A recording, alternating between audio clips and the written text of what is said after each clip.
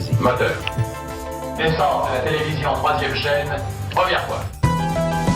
Bonjour à tous. Monte à la ça. Merci. Il y a 40 ans naissait France 3. Dans un instant, nous vous ferons revivre grâce à Julien cette naissance. Et puis nous allons également voir comment la chaîne a évolué en 4 décennies. Bonsoir et bienvenue dans Mediamix, voici le reste du sommaire. Dans ce magazine également, Gaëtan nous dira que France Télévisions va connaître une révolution dans son organisation. Alors à quoi va-t-elle ressembler? La réponse tout à l'heure dans la News Mix. Nous retrouverons dans quelques minutes Antoine dans la rubrique du calendrier des médias. Nous allons parler de radio et notamment de cet événement qui débutera demain. Et puis enfin, il ne faudra pas oublier le Zap Made in Mediamix et l'image de la semaine. Nous sommes le dimanche 10 février 2013 et vous regardez le 231e numéro.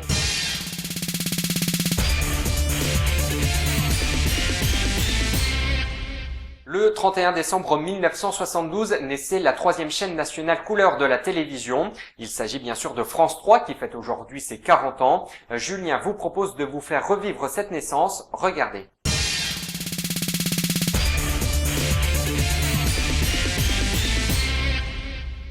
Elle n'a rien de révolutionnaire pour l'époque, mais en décembre 1972, les Français assistent à la naissance de la 3e chaîne couleur nationale de télévision et historiquement la 19e, après la première chaîne de l'ORTF, les 17 chaînes régionales et la 2e chaîne. Cette naissance restera tout de même historique. 4. Vas-y. Moteur. Descente de la télévision 3e chaîne, première fois. 19h le 31 décembre 1972, le coup d'envoi est donné. C'est Jean Amadou qui a le soin d'accueillir les téléspectateurs pour leur expliquer ce qui allait changer avec cette nouvelle chaîne par rapport aux deux autres. Il annonce notamment que l'habillage est plus dynamique et que les speakerines seront remplacés par une introduction de générique avant chaque programme. Au départ et jusqu'en 1975, il s'agit bien de la 3e chaîne de l'ORTF et non de France 3. C'est la loi du 7 août 1974 qui supprimera l'ORTF. Elle va également créer 7 organismes autonomes dont 3 sociétés nationales de programmes de télévision. Par conséquent, le 5 janvier 1975, la 3e chaîne de l'ORTF ferme son antenne à 22h35 et laisse la place le lendemain à la nouvelle société nationale de programmes France Région 3. C'est ainsi que FR3 puis France 3 naissent réellement. Alors si on regarde d'un peu plus près, le public est vieillissant, la grille des programmes est amputée, la chaîne connaît des réductions budgétaires drastiques, retour sur 40 ans d'un canal en mode presque moderne, regardez.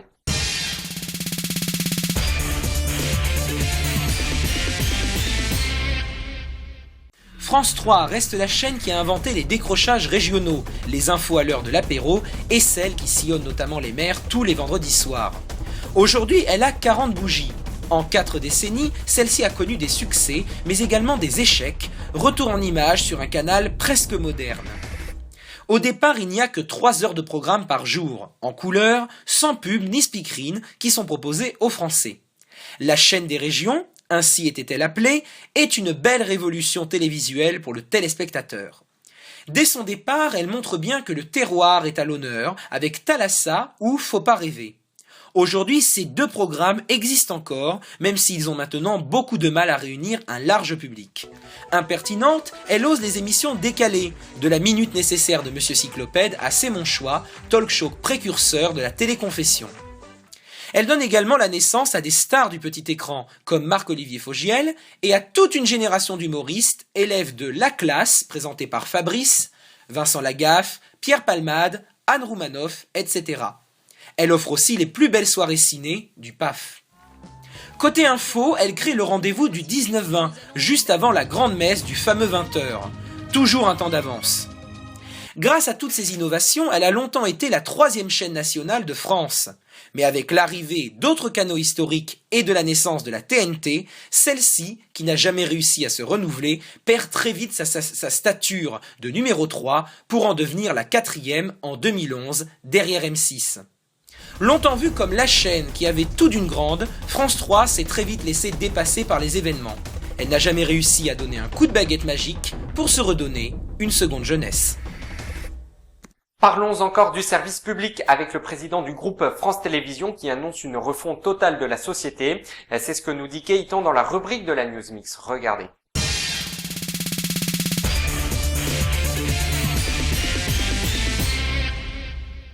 La sentence est tombée, Rémi Fumelin a dressé sa feuille de route pour la seconde partie de son mandat. Le président du groupe France Télévisions a promis énormément de changements pour les années à venir. En voici une sélection. Tout d'abord, la société va devoir faire de grosses économies. Le service public aura un effort de 150 millions d'euros à faire s'il veut atteindre l'équilibre économique pour l'année 2015. Ainsi, il prévoit la refonte de la direction, c'est-à-dire un rapprochement des directions de France 2 et France 3. Il veut notamment renforcer l'offre régionale sur France 3 et repositionner plus solidement France 2 sur le sport. Enfin, pour France 4, il souhaite réorganiser les programmes de la chaîne. Pour cela, il aimerait donner une vraie identité au canal. Il parle de, je cite, « réserver une large place à l'enfance et à la jeunesse aux heures pertinentes ». Fin de citation. Attention, cette réforme voulue par Rémi Fumelin doit cependant être validée par le gouvernement. On termine cette news mix comme chaque début de mois avec les audiences mensuelles de la télé pour le mois d'avant, en l'occurrence janvier 2013. TF1 est en format avec 23,3% de part de marché. France 2 refranchit la barre des 14%. M6 est toujours en petite forme avec 10,7%. Et France 3 est stable sur un mois à 9,4%. L'image de la semaine, c'est la photo du nouveau président du CSA. Selon Direct Matin, son indemnité annuelle sera désormais de 100 000 euros. Avant, elle était de 55 000 euros.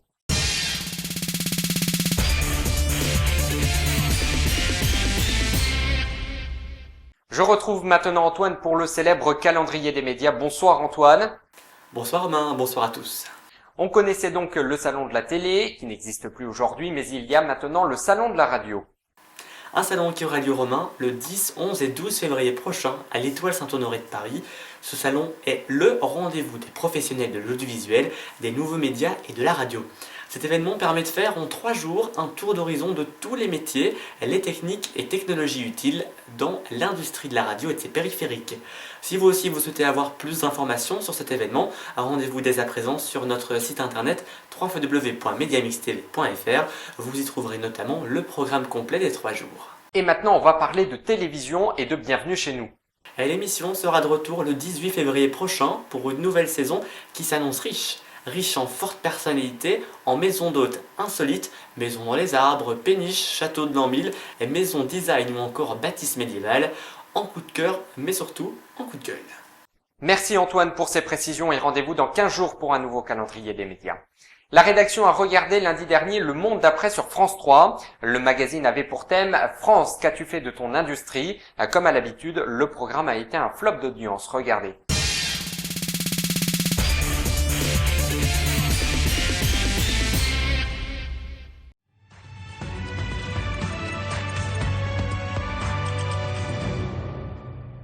Bonsoir, vous le lisez tous les jours dans la presse, vous le voyez tous les soirs au journal de 20h, l'industrie française est en train de disparaître.